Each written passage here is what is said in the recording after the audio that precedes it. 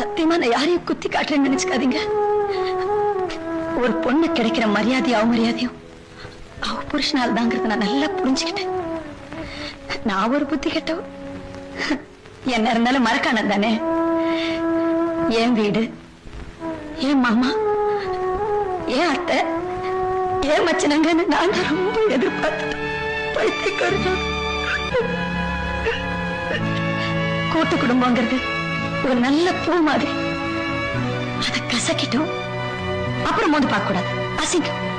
குடும்பங்கிற கண்ணாடி சாடிய கீழே போட்டு வரைச்சிட்டோம், அப்புறம் அது ஒட்டாது. நல்ல காலம் சாமி. இன்னைக்கு எல்லாரும் ஒன்னா சேர்ந்திருக்கிறோம், சந்தோஷமா இருக்கு.